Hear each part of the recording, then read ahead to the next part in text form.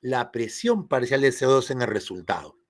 Si la presión parcial de CO2 es igual o menor a 50, se confirma que es una insuficiencia respiratoria tipo 1, parcial o hipoxémica. Pero si la presión parcial de CO2 es mayor a 50, ya hablamos de una insuficiencia respiratoria aguda tipo 2, es decir, hipoxémica e hipercápnica. Entonces, repito, vean la presión parcial de oxígeno en el resultado. Si hay hipoxemia con CO2 normal o disminuido, se confirma que es una insuficiencia respiratoria tipo 1 parcial o hipoxémica. Pero si hay hipoxemia con CO2 incrementado, entonces se confirma que es una insuficiencia respiratoria aguda tipo 2 global o hipercápnica. Y aquí está lo que vimos en clase cuando hicimos también lo que es insuficiencia respiratoria y distrés, la clasificación fisiopatológica. Aquí vemos la IRA tipo 1 y por acá la IRA tipo 2. Diferencias en que en la tipo 2 hay aumento del CO2, porque en ambas la hipoxemia es algo en común. Otra variable a evaluar en el AGA es la gradiente alveolo arterial. La gradiente alveolo arterial viene a ser la diferencia que hay de oxígeno entre el alveolo y el vaso capilar, ¿no es cierto? Aquí está el vaso capilar. Entonces, esta diferencia de oxígeno en el alveolo con la concentración, o más que concentración, con la gradiente, ¿no? de gas en el capilar, nos da la gradiente alveolo arterial. No es una simple resta, uno piensa que es una simple resta y no, tiene esta fórmula.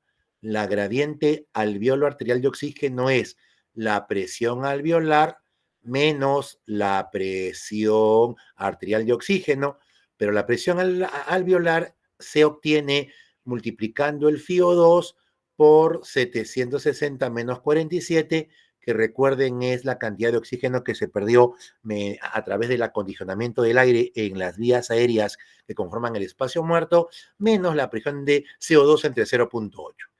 Pero, pucha, doctor, ya me mareé. Tranquilo, muchachos. Lo bueno es que la máquina automatizada nos da el resultado. Nos da el resultado sin necesidad de hacer mayor cálculo.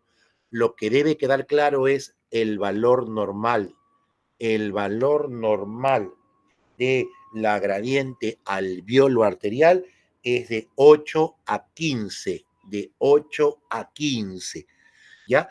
Si es más de 15, 20, 30, 40, 50, es decir, hay un aumento de esa gradiente alveolo arterial de oxígeno, esto me está reflejando un compromiso a nivel de la barrera alveolo capilar. Es decir, hay un compromiso en la barrera o membrana alveolo capilar. Está inflamada, está infiltrada, está destruida, qué sé yo, pero hay un compromiso. Pero si el paciente tiene hipoxemia y gradiente alveolo arterial normal, entonces podemos estar sospechando que lo que tiene el paciente es solamente una hipoventilación. Por ejemplo, una persona que ha consumido exceso de benzodiazepinas y lógicamente le va a generar una leve depresión ventilatoria. Y eso va a originar que su presión de oxígeno baje, que hipoventile, que su presión de CO2 aumente, pero la membrana alveolar capilar de sus pulmones está completamente sana. Aquí solamente el problema es que ha disminuido la frecuencia y la potencia de contracción de los músculos ventilatorios como el diafragma. Así que no olvidar eso. Otro parámetro gasométrico que hay que tomar en cuenta es el famoso PAFI. Lo vimos en la clase de distrés respiratorio agudo, ¿no? Síndrome de distrés respiratorio agudo, cuyas siglas en inglés son ARS, ¿no es cierto? En las siglas en inglés ARS, ¿no? ¿No es cierto? ¿Ok? Entonces, el ARS o distrés en español, recuerden que es un estado grave de inflamación extrema del parénquima pulmonar y que puede ser resultado de muchas condiciones, siendo la más importante la sepsis. Recuerden la clase que tuvimos hace poco. Bien, vean el PAFI. El PAFI es la división entre la presión arterial de oxígeno y la fracción inspirada de oxígeno. La máquina te lo puede dar. Si no, lo puedes obtener con una calculadora, no es gran problema. Si el PAFI es menor de 300, pero no menor de 200, se considera que el paciente tiene un distrés o un ARS leve. Si el paciente tiene un PAFI menor de 200, pero no menor de 100, hablamos que el paciente tiene un ARS moderado. Y si el PAFI es menor de 100, hablamos de que el paciente tiene un ARS severo o distrés severo. Algo que también tiene que tener el paciente para poder ponerle o catalogarlo como distrés es que tiene que haber en la radiografía de pulmones, no sé por qué esto se mueve así, en la radiografía de pulmones tiene que haber infiltrados bilaterales. Infiltrados bilaterales, es decir, lesiones radiopacas, ¿no? Consolidados, lesiones exudativas, virus deslustrado, qué sé yo, bilateral. Y lógicamente que el paciente se encuentre en un estado de insuficiencia respiratoria aguda o IRA. ¿Me entienden? El paciente, para ser catalogado con ARS, tiene que tener insuficiencia respiratoria, en la radiografía infiltrados bilaterales y, lógicamente, ya le hacemos caso a los PAFIs, según lo que encontremos. Lo que se sabe es que la gradiente alveolo arterial de oxígeno y el PAFI van a reflejar de una manera muy directa cómo está trabajando esto que está acá. Esto viene a ser la membrana alveolo capilar, ¿de acuerdo? La membrana alveolo capilar. Cuando esta membrana está rota, infiltrada, inflamada, edematizada, lógicamente la gradiente va a incrementarse y eso también refleja una mayor dificultad para la difusión de los gases respiratorios a ese nivel. ¿Ah? Aquí vemos una radiografía de tórax de un paciente en donde encontramos gran cantidad de lesiones radiopacas bilaterales. Encontramos infiltrados, acentuación intersticial, consolidados. Entonces, si este paciente tiene esta placa que estamos viendo, a su vez tiene insuficiencia respiratoria, que ya lo definí, sea tipo 1 o tipo 2, ahí vean el PAFI. Y si ven que el PAFI es de 300 a 200, hablamos de que es un distrés leve. De 200 a 100, distrés moderado. Y menos de 100, distrés severo. ¿Me entienden? De ahí es importante poder de esa manera catalogar el diagnóstico adecuado del paciente. Hasta aquí, muchachos, es la evaluación gasométrica. ¿Ya? Ahora vamos a la siguiente parte de la clase, lo que es la evaluación o interpretación del AGA desde el punto de vista del equilibrio o desequilibrio ácido-base. Ácido-base. En primer lugar, es importante conocer que en el medio interno, específicamente en el plasma sanguíneo, tenemos diferentes elementos químicos que se denominan electrolitos porque tienen mayormente carga positiva o negativa y se encuentran en diferentes concentraciones. Por ejemplo, el sodio, una concentración promedio de 140 miliequivalentes por litro. El cloruro, aquí hay un error, aquí es negativo. El cloruro tiene una concentración de 95 equivalentes o milimoles por litro. El bicarbonato 24 el potasio 4.5, el calcio 2.5, el magnesio 1. El problema es los hidrogeniones. Los hidrogeniones tienen una concentración muy, muy chiquita de 0.00000000398. Ya, es una cifra muy difícil de manejar. Es por eso que a esta cifra se le hizo un artilugio matemático. Y el artilugio matemático fue sacarle el logaritmo negativo a este valor.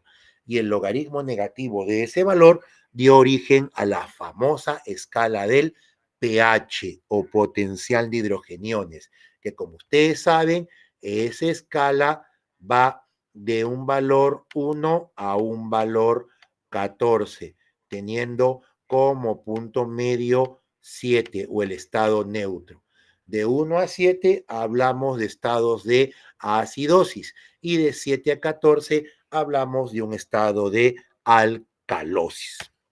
Entonces, recordemos el pH o potencial de hidrogeniones del medio interno y esto implica también la sangre.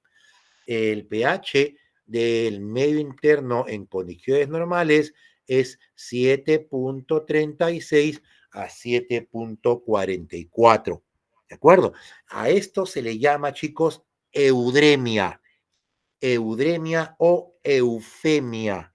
Eudemia o eufemia es el estado de pH en digamos, normal, ¿ok? En un estado normal, potencial de hidrogeniones del medio interno. Si es menos de 7.36, hablamos de acidosis o acidemia, y si es más de 7.44, hablamos de alcalosis o alcalemia.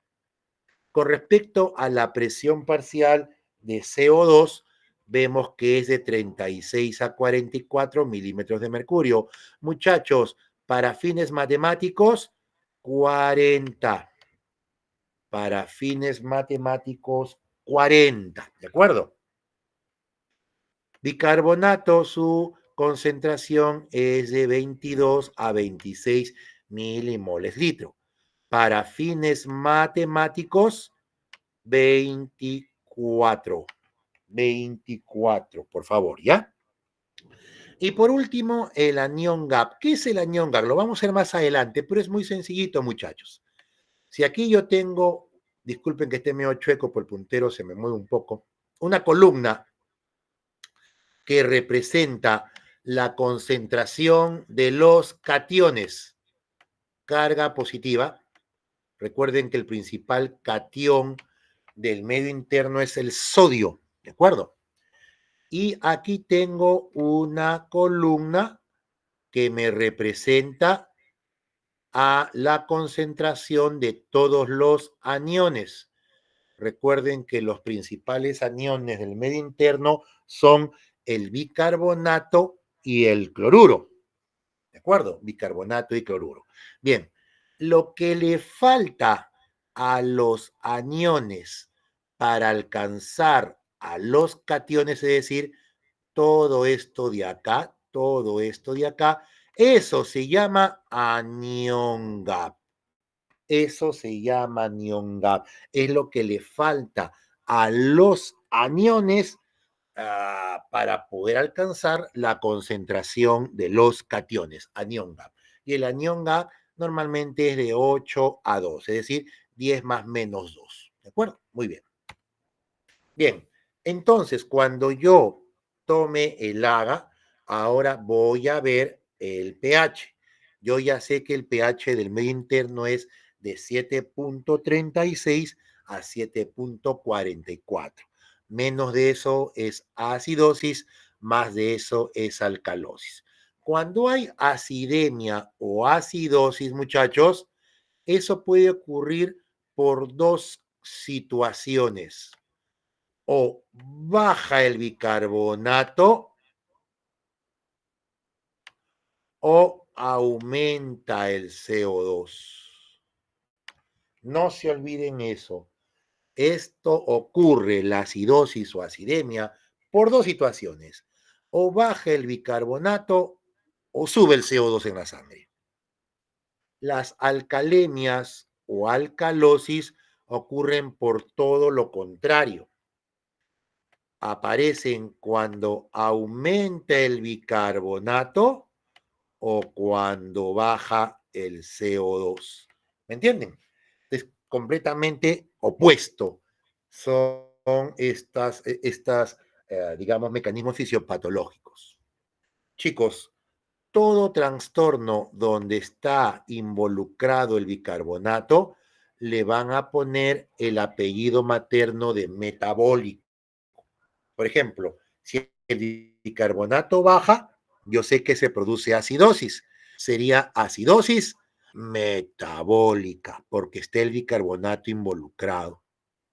Y todo trastorno en donde esté involucrado la presión arterial de CO2, le van a poner el apellido materno de respiratorio. Respiratorio. Por ejemplo, si aumenta la presión arterial de CO2, yo sé que eso condiciona una acidosis, ¿no es cierto? Pero como es el CO2 el involucrado, su apellido materno sería acidosis respiratoria. ¿De acuerdo? Y aquí podemos ver el equilibrio que debe haber entre los estados de acidosis y alcalosis con el objetivo de mantener el pH en un estado de eudemia.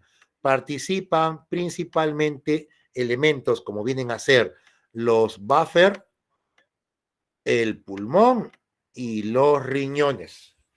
Recuerden que ante un desequilibrio ácido-base, lo primerito que va a actuar para intentar compensar esta alteración ácido-base, sobre todo cuando son acidosis, son los sistemas tampón o buffer. Los sistemas tampón o buffer están representados por el sistema del bicarbonato, el sistema del sulfato, el sistema del fosfato y por último las proteínas séricas. ¿De acuerdo? Estos lo que van a hacer es tratar de corregir el desequilibrio ácido-base en cuestión de minutos, si no es menos.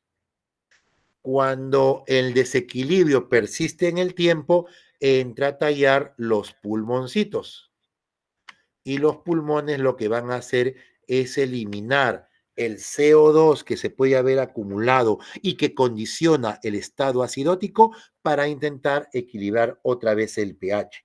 Esto aparece mayormente en horas, ¿ya? A minutos u horas podemos ponerle, minutos u horas. Y si persiste el desequilibrio ácido-base, entra a tallar los riñoncitos. Los riñones van a estar manejando el pH dependiendo cuál es la causa inicial, ya sea aumentando la excreción de bicarbonato o aumentando la reabsorción de bicarbonato. Y esto mayormente ocurre en horas a días. Entonces, tampón o buffer, minutos. Pulmón, minutos, horas. Riñón, horas, días, como sistemas de buscar otra vez la homeostasis ante un desequilibrio ácido-base. Bien, entonces este fluxograma se va a poder entender, ¿no es cierto? Vamos a poder ver aquí el pH. El pH de 7.36 a 7.44 es normal y se llama estado de eudemia o eufemia. Si el pH es menor de 7.36, hablamos de una acidosis o acidemia. Si el pH es mayor de 7.44, hablamos de alcalosis o alcalemia. Yo ya sé que la acidemia ocurre por dos situaciones. O baja el bicarbonato o aumenta el CO2.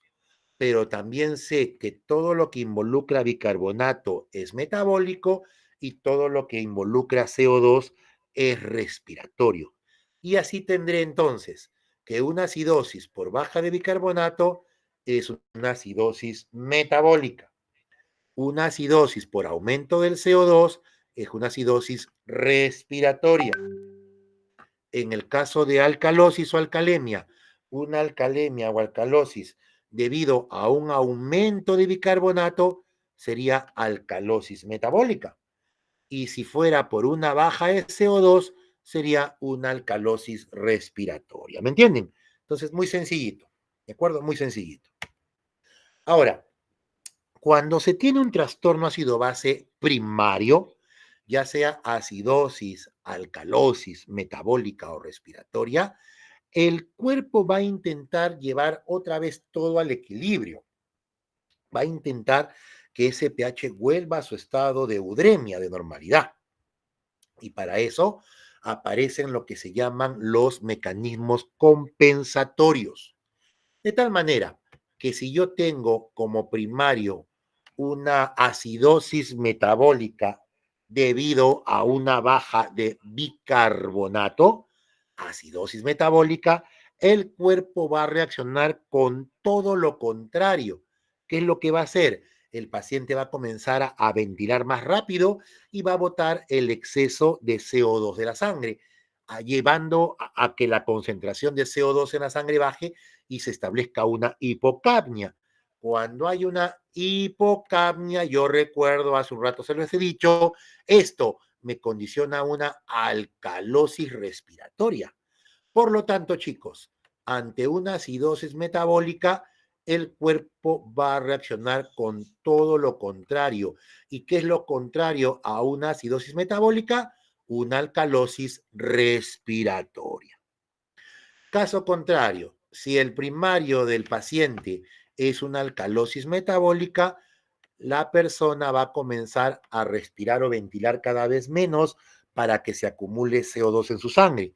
Y al acumularse CO2 en su sangre, entonces se va a establecer un desequilibrio compensatorio que es completamente contrario al inicial, que sería acidosis respiratoria, que es lo contrario a alcalosis metabólica.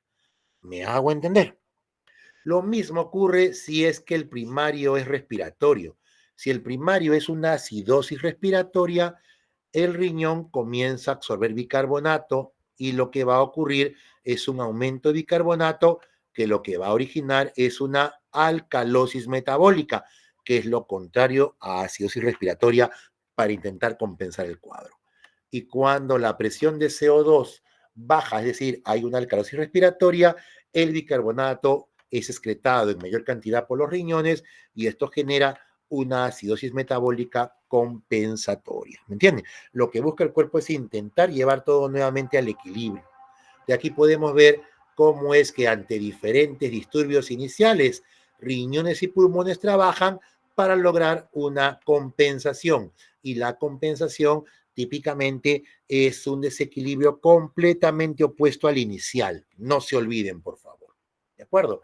Aquí están los grandes protagonistas en la regulación del pH.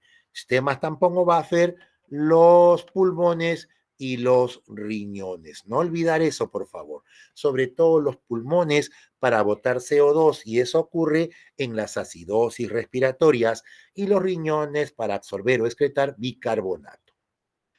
Entonces tendríamos un trastorno primario y lo que hace el cuerpo es todo lo contrario, sería un trastorno compensatorio. A veces al cuerpo se le va la mano y puede originarse trastornos dobles. Aquí estamos viendo las compensaciones y aquí se ve. Cuando hay acidosis metabólica, el compensatorio es alcalosis respiratoria. Si fuera respiratoria, el compensatorio sería acidosis metabólica. Si fuera alcalosis metabólica, el compensatorio es todo lo contrario, acidosis respiratoria. Y si fuera el primario, acidosis respiratoria, el compensatorio sería la alcalosis metabólica. Y aquí entran a tallar mucho estos dos organitos. Doctor, entonces yo ya sé que hay un trastorno primario, yo ya sé que hay un trastorno secundario. ¿Cómo puedo saber si es que finalmente, el trastorno secundario logró compensar al primario? A través de estas reglitas, yo diría de este cuadrito, muchachos, en la cabeza, porque va a llegar en el examen, ¿ya? Y es importante conocerlo.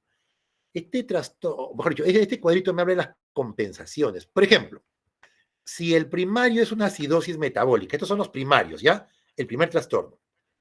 Yo veo entonces cuánto ha caído el bicarbonato, porque en acidosis metabólica hay bajada o caída del bicarbonato.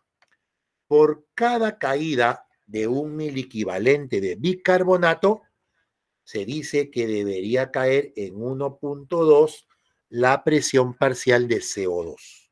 A ver, vamos a poner un ejemplo al toque. ¿Cuánto es lo normal de bicarbonato? 24, les acabo de decir, 24.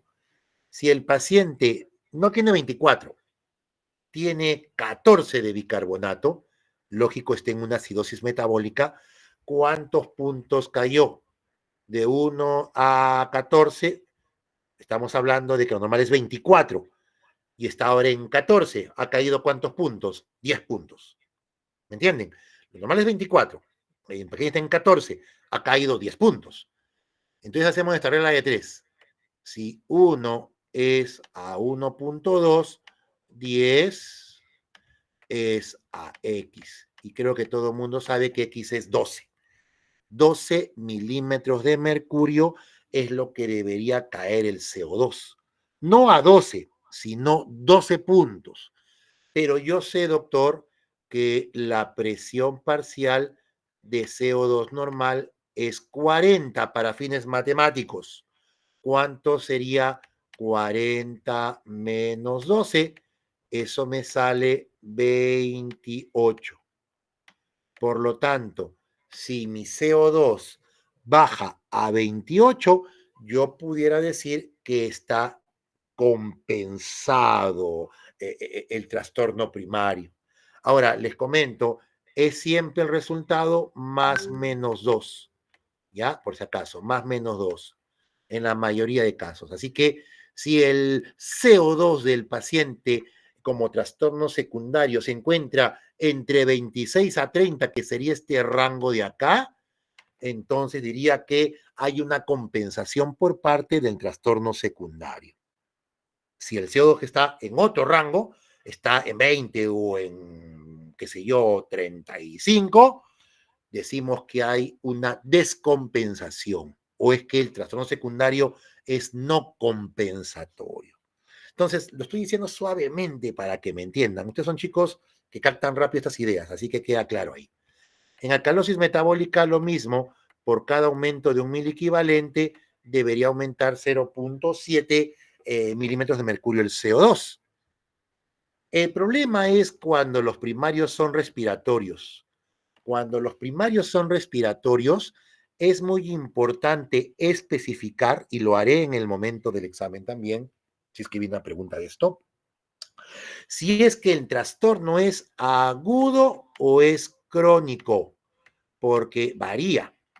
Se dice que en acidosis respiratoria, por cada 10 milímetros de mercurio que aumenta el CO2, el bicarbonato aumenta 1 si es agudo y 3.5 si el trastorno es crónico. Y eso se le va a colocar lógicamente en el enunciado de la pregunta.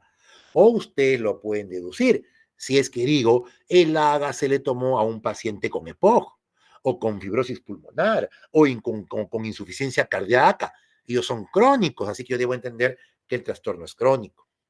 En el caso de alcalosis respiratoria, por cada caída de 10 miliequivalentes de presión parcial de CO2, si es que el cambio ocurre de manera aguda, se espera que caiga 2 miliequivalentes por cada 10 de presión parcial de CO2.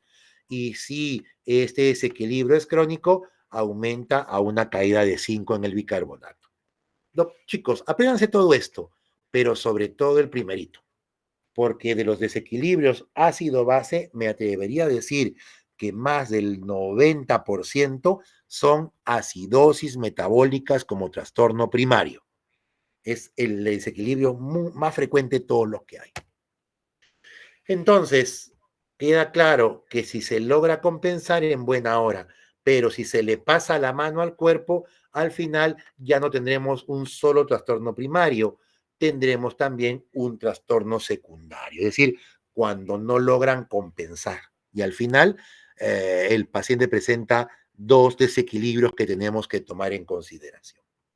Entonces, vamos a hacer un ejemplito para que vean lo sencillo que es interpretar un desequilibrio ácido-base según el ADA. Lo primero que tienen que hacer es ver el pH. Si el pH está en acidemia, en eudemia o en alcalemia. Si me sale en 7.4, yo debería suponer que está dentro del rango de eudemia, ¿no es cierto? Si es menos de G de 36, acidemia, más de 7.44, alcalemia o alcalosis. Número 2. Si es acidemia o acidosis, recuerden que hay solamente dos situaciones que lo pueden desencadenar. Que baje el bicarbonato, y eso se llama acidosis metabólica, o que aumente el CO2, se llama acidosis respiratoria. En el caso de alcalemias, tenemos entonces o aumento el bicarbonato, alcalosis metabólica, o disminuye el CO2, alcalosis respiratoria. No hay más, chicos. No olvidar el cuadrito, este cuadrito en su cabecita, porque es importante tenerlo claro. Algunos utilizan fórmulas. Yo la verdad que prefiero los cuadritos y la verdad que no es difícil. Con la práctica van a rápidamente acordarse y ya saben que más del 90% de todos los trastornos primarios son acidosis metabólicas. Aquí vemos diferentes causas que originan los desequilibrios ácido-bases. Por ejemplo, la acidosis metabólica puede ser acidosis metabólica anión GAP elevado, anión GAP normal. Por ejemplo, anión GAP elevado, tenemos la sepsis, la intoxicación por alcohol etílico, la cetoacidosis diabética, la acidosis urémica, ¿de acuerdo? Puede darnos este problemita. Y acidosis metabólica anión GAP normal se encuentra principalmente en los estados hiperclorémicos. Acidosis respiratoria, recuerden ustedes, ocurre cuando se acumula CO2 en la sangre y esto aparece cuando hay hipoventilación alveolar, ya sea por enfermedad neuromuscular, por sedantes, obesidad mórbida, un broncoespasmo que en el tiempo genera agotamiento ventilatorio. Alcalosis metabólicas aparecen en estados de hipocalemia o pérdidas digestivas, sobre todo cuando hay pérdida de elementos como vienen a ser hidrogeniones debido a vómitos en exceso, donde se elimina dentro de ello también ácido clorhídrico, ¿no es cierto? Nos puede llevar a alcalosis metabólicas. Y alcalosis respiratorias lo encontramos en hiperventilación alveolar, que es lo contrario, es cuando un paciente hiperventila, ¿no? Y un momento dado te mareas en estados de ansiedad, de dolor, ¿no? Uno hiperventila, ¿no? Recuerden que el anión GAP es lo que le falta a los aniones para alcanzar a los cationes. Y aquí vemos diferentes estados. Y aquí vemos, por ejemplo, cómo el anión GAP tiende a aumentar, por ejemplo, en estados en donde hay aumento de los cationes. Pero, doctor, ¿en qué situación aumentan los cationes? ¿Qué puede hacer que esta columna aumente hasta arriba, por ejemplo, hasta acá? Ok, puede hacer que el sodio aumente, pero lo frecuente es que aumenten los hidrogeniones. ¿Y cuándo aumentan los hidrogeniones? Cuando hay acidosis. Cuando hay acidosis o acidemia metabólica o respiratoria, tiende a aumentar la concentración de hidrogeniones. Por eso es que el pH baja, pues. ¿Ok? ¿Y esto qué hace? Hace que este anión gap o brecha aniónica sea mucho mayor porque hay más brecha, más distancia para que el anión alcance a los cationes. ¿Cómo se obtiene el anión gap? Una formulita muy simple. Sodio menos la suma de cloro más bicarbonato. Y el valor normal es 10 más menos 2, es decir, de 8 a 12. A veces se pueden hacer correcciones del anión gap cuando hay hipoalbuminemia. Bien, entonces vamos con los cajitos clínicos para que puedan entenderlos y, digamos, ya entiendan y lleven a la práctica el taller. Tenemos este casito 1. Vamos a poner que es un paciente varón diabético que viene al hospital por presentar fiebre y molestias urinarias, ¿ya? Diabético con fiebre y molestias urinarias. Yo debo pensar que tiene una infección del tracto urinario. Y si está haciendo fiebre, mucho cuidado, siendo diabético lo puedes compensar. Le toman el AGA y salen los siguientes valores. pH 7.22, presión de CO2 25, bicarbonato 14, sodio 144 y cloruro 113. Veamos el pH, chicos. El pH es 7.22. ¿Sería una alcalemia o una acidemia? A ver, escucho respuestas. Sería una acidemia, doctor.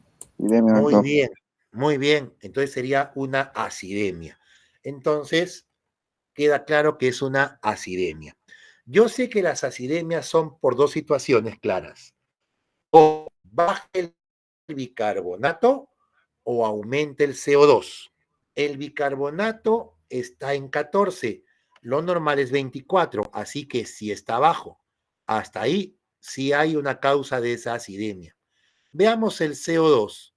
¿El CO2 está aumentado? No, al contrario, está disminuido. Así que queda claro que esta acidemia es debida a una baja del bicarbonato. Y si es un trastorno donde esté involucrado el bicarbonato, le pongo el apellido materno de metabólico. Hasta ahí, lo que tengo, chicos, es una acidosis metabólica. ¿Ok? Bien, ahora, yo sé que el cuerpo va a intentar volver todo a su normalidad, va a intentar compensar. Y recuerden que una forma de compensar es dar un trastorno completamente contrario al primario. El primario es acidosis metabólica. Acidosis metabólica. La pregunta es, ¿cuál será el secundario? ¿Cuál es el completamente contrario a acidosis metabólica? ¿Escucho respuestas? Alcalosis respiratoria. Muy bien, alcalosis respiratoria. Y por definición, alcalosis respiratoria ocurre cuando baja la presión de CO2. Y aquí vemos que exactamente ha bajado la presión de CO2 de 40 a 25. Así que sí existe una alcalosis respiratoria que está el cuerpo de este paciente desarrollando para compensar. Y ahora viene la pregunta, no más difícil, pero donde tenemos que poner un poquito de matemáticas. La pregunta es, ¿compensa o no compensa este trastorno secundario, esta alcalosis respiratoria? Y para eso hago el tercer paso. Yo ya sé que en acidosis metabólica, que es el primario de este casito, por cada caída de un miliequivalente, debería caer 1.2 milímetros de mercurio la presión de CO2. Bien, chicos, hay de bicarbonato 14, lo normal es 24, así que 24 menos 14 me sale 10. 10 miliequivalentes es lo que ha caído el bicarbonato en este caso. Yo sé que por cada un miliequivalente de bicarbonato que cae, debe caer 1.2 la presión de CO2. Si cae 10, que es el caso nuestro, hago la regla de 3 y ¿qué obtengo? Que es 12, lo que debería haber bajado el CO2 en este casito. Yo sé también que lo normal de CO2 es 40. Si ponemos ahí el 12, que es lo que esperamos que baje, voy a obtener entonces este intervalo de valores. 28 más menos 2. Es decir, si el CO2 en este caso está en el rango de 26 a 30, hablamos que hay una alcalosis respiratoria compensatoria. Pero pregunta, muchachos, 25 está en el rango de 26 a 30? No. Por lo tanto, el diagnóstico es alcalosis respiratoria no compensatoria. ¿Me entendieron o no? Escucho respuestas. Sí, doctor. Sí, Sí, doctor. doctor. Ha quedado claro, ¿no es cierto? Es así como van a hacer la interpretación, no se olviden, muy sencillito. Por último, analizamos el anión GAP, ¿no? Y en nuestro caso tenemos que el sodio es 144 menos la suma de 113 de cloruro más 14 y esta diferencia nos sale 17. Lo normal ya sabemos es de 8 a 12. Por lo tanto, el anión GAP está alto. Y quiero que sepan, chicos, que anión GAP, perdón, no me corten, por favor. Yo un ratito que estoy hablando a la doctora Katy.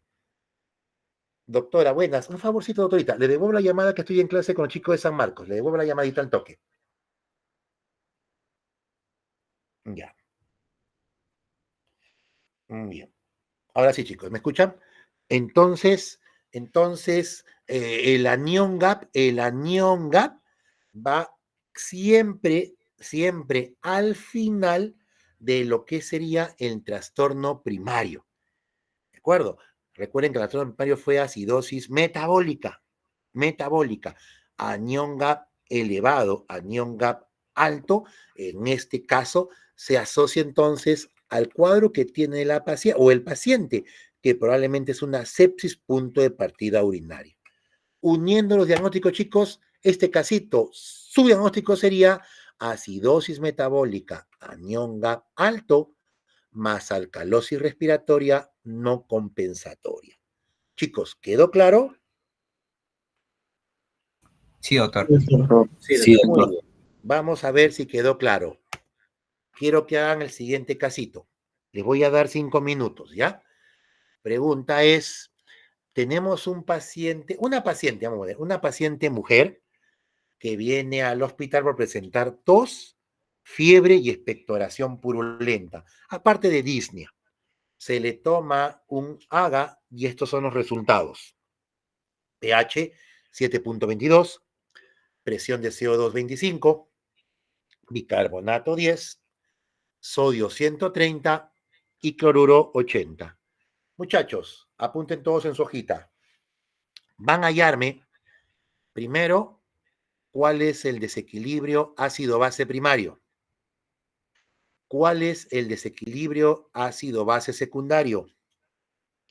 Si este está compensando o no, es decir, la compensación. Y por último, el anión GAP. ¿Perfecto? Tienen 5 minutos, chicos. Comiencen, por favor.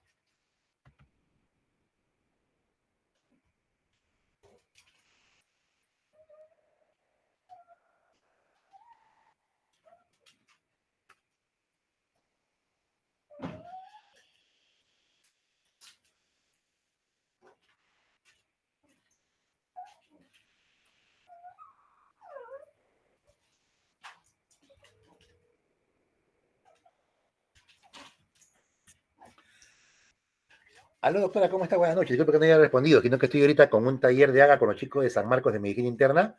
Les he mandado a hacer unos ejercicios para poder conversar.